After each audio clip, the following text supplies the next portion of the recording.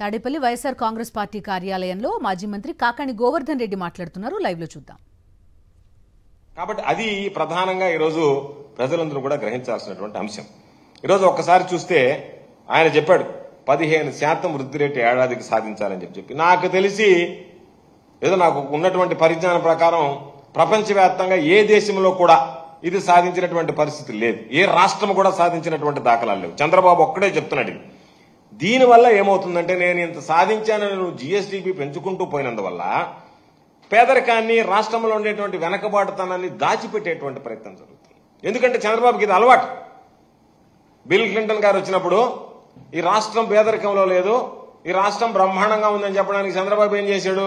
బిచ్చగాళ్ళందరినీ తీసుకెళ్లి తరలించి ఒక ప్రదేశంలో కూర్చోబెట్టాడు. అంటే ఎవడో బిచ్చవాడు లేడు నా రాష్ట్రంలో, కాబట్టి నా రాష్ట్రం సుభిక్షంగా ఉందని చెప్పేటువంటి ప్రయత్నం. అంటే ఎదుటివాడికి వాస్తవాలను దాచిపెట్టి వక్రీకరించి చెప్పడం అనేటువంటిది చంద్రబాబు నాయుడికి ఎప్పుడూ ఉన్నటువంటి ఆనవాయితీ, అలవాటు. దాని ప్రకారం ఈరోజు ఈ పేదరికాన్ని, రాష్ట్రంలో ఉండేటువంటి వెనుకబడతనాన్ని, నువ్వు ఇచ్చేటువంటి గణాంకాలు, నువ్వు చెప్పేటువంటి అభూత కల్పన ద్వారా ప్రజలకు మరింత అన్యాయం జరిగేటువంటి విషయం ఉందనేటువంటిది గుర్తించాల్సినటువంటి పరిస్థితి ఇక్కడ. అందుకనే ఈరోజు చంద్రబాబు నాయుడు చెప్పాడు, వైఎస్ఆర్ కాంగ్రెస్ పార్టీ ప్రభుత్వంలో అత్యంత నష్టం వాటిల్లిందని చెప్పి ఒక అడ్డగోలు అనేటువంటి ఒక ప్రకటన చేయడం జరిగింది చంద్రబాబు నాయుడు గారు. దానికి సంబంధించి చూస్తే ఒకసారి ఒక స్లైడ్ వేసి చూపిస్తాం, మీకే చూపిస్తాం. 2018-19కి సంబంధించి పర్ క్యాపిటా తలసరి ఆదాయం విషయంలో ఇది మేము ఇచ్చినటువంటిది కాదు, ministry of statistics and programme implementation and government of India ఇచ్చినటువంటి దానిలో చూస్తే జీడిపి దానికి సంబంధించినటువంటి పర్ క్యాపిటా తలసరి ఆదాయంలో ఆంధ్ర రాష్ట్రం 2018-19లో 18వ స్థానంలో ఉంది. 18వ స్థానంలో ఉంది. 2022-23 స్థానానికి వచ్చినప్పటికీ అది 15వ స్థానానికి ఎగబ్రాకింది. ఇప్పుడు చెప్పాల్సింది, ఈయన అప్పటికన్నా ఇప్పుడు బాగుంది అంటే నీకు తలసరి ఆదాయము నువ్వు ఉన్నప్పుడు కన్నా, నువ్వు దిగిపోయేటప్పటికి ఉన్నప్పుడు కన్నా 18వ స్థానం నుంచి ఈరోజు 15వ స్థానానికి పెరిగింది అంటే 2022-23కి ఇది ప్రగతి సాధించినట్లా కాదా? నువ్వు ఏం చెప్పదలుచుకున్నావు?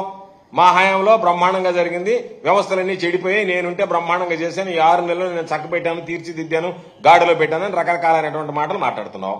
వాస్తవాలు ఏమున్నాయి? ఇది మేము ఇచ్చినటువంటి సర్వేనో, నువ్వు ఇచ్చినటువంటి సర్వేనో కాదు కదా. ఇది స్టాటిస్టిక్స్ ప్రోగ్రామ్ వాళ్ళు ఇచ్చినటువంటి implementation programme, ministry of statistics and programme implementation వాళ్ళు ఇచ్చినటువంటి ఫిగర్స్ ప్రకారమే ఈరోజు చూస్తే గతంలో నీది ఏ విధంగా ఉన్నది, ఈరోజు జగన్మోహన్ రెడ్డి గారు వచ్చిన తర్వాత దాన్ని చక్కదిద్ది ఎటువంటి గ్రోత్ సాధించగలిగామో పర్ క్యాపిటల్ అనేటువంటిది ప్రత్యక్షంగా అర్థమవుతుంది. అదేవిధంగా ఇంకొక స్లైడ్ ఉంది. 2018లో చూస్తే గ్రాస్ వాల్యూ యాడెడ్, పారిశ్రామికోత్పత్తుల నికర విలువకు సంబంధించి చూస్తే 2018-19లో తమర హయాంలో చాలా సందర్భాల్లో చెప్పావు నువ్వు ఏమని, నేనుంటే ఇండస్ట్రీస్ బ్రహ్మాండంగా అసలు ఎదురు లేనటువంటి సంపాదించారని చెప్పి తమరున్నప్పుడు 1,88,600 కోట్ల రూపాయలు ఉంటాయి. అంటే 11వ స్థానంలో నిలిస్తే జగన్మోహన్ రెడ్డి గారు వచ్చిన తర్వాత 3,19,869 కోట్ల రూపాయల గ్రాస్ వాల్యూ యాడెడ్తో 9వ స్థానానికి ఏకబ్రాకాం. నువ్వు చెప్పినటువంటి 2 కూడా తప్పని చెప్పి రుజువు చేయడానికి ఇవే కారణం. ఇదేదో మామూలుగా చెప్పినటువంటివి కాదు, నీవు చెప్పినటువంటి దాని ప్రకారమే ఈరోజు నువ్వు చూపించినటువంటి ఆధారాల ప్రకారమే, నువ్వు చూపినటువంటి లెక్కల ప్రకారమే చూస్తే నీ హయాంలో పరిపాలన ఎంత అధ్వానంగా ఉన్నది, జగన్మోహన్ రెడ్డి గారు వచ్చిన తర్వాత వాటిని ఏ విధంగా గాడిన పెట్టాడు అనేటువంటి దానికి ఇటు పారిశ్రామిక గ్రాస్ వాల్యూ యాడెడ్ లో గానీ, అదేవిధంగా పర్ క్యాపిటాకి సంబంధించి గానీ జగన్మోహన్ రెడ్డి గారి స్థానంలో నువ్వు ఉన్నటువంటి దానికన్నా కోవిడ్ ఇబ్బందికరమైనటువంటి పరిస్థితుల్లో కూడా ఆదాయ వనరులను పెంచి రాష్ట్రానికి సంబంధించినటువంటి జిఎస్డిపి మనం సాధించగలిగాం వృద్ధి రేటు అనేది చెప్పడానికి ఇవి 2 కీలకమైనటువంటి అంశాలు.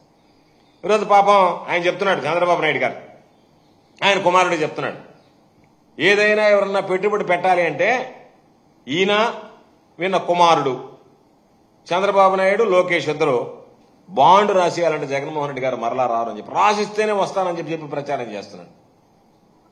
అంటే మీరు బాండ్ రాసిచ్చేస్తే వాళ్ళు వచ్చేస్తారంటే అంత దుర్మార్గంగా పరిపాలన జరిగిందని చెప్పి మీరు బ్రహ్మాండంగా చేసుంటే, మీరు 11వ స్థానంలో దేశాన్ని వదిలిపెట్టిపోతే దేశంలో ఈ రాష్ట్రాన్ని జగన్మోహన్ రెడ్డి గారు తీసుకున్న నిర్ణయాల పనుల వల్ల అది 9వ స్థానానికి ఎగబ్రాకింది అని చెప్పినటువంటిది గుర్తు చేసుకుంటే సిగ్గుతో తలదించుకోవాల్సినటువంటి పరిస్థితి ఏర్పడుతుంది. ఇటువంటి అనవసరపు అనర్థపు మాటలు మాట్లాడడానికి మీకు నోరు రాకుండా ఉండేటువంటి పరిస్థితి ఏర్పడుతుంది. వాటిని వదిలిపెట్టి ఈరోజు లేనిది ఉన్నట్టుగా ఈరోజు మరలా చెప్తున్నాం, ప్రతి సెక్టార్లో ఈరోజు దీనికి సంబంధించినటువంటి గ్రాస్ వాల్యూ యాడెడ్ విషయంలో దేశానికి సంబంధించినటువంటి వృద్ధి రేటుతో పోలిస్తే రాష్ట్రం వృద్ధి రేటు గణనీయంగా పెరిగింది కాబట్టే మనం ఎంత నిర్మాణాత్మకంగా ఉన్నాం, ఎవరు విధ్వంసకారులుగా ఉన్నారనేటువంటిది కూడా ఈరోజు స్పష్టంగా అర్థమవుతుంది. ఒక్కసారి చూస్తే 2019-24 సంబంధించినటువంటి దాంట్లో ఆంధ్రప్రదేశ్ రాష్ట్రానికి సంబంధించినటువంటి కాంపౌండ్ యాన్యువల్ గ్రోత్ రేట్ ఒక్కసారి చూస్తే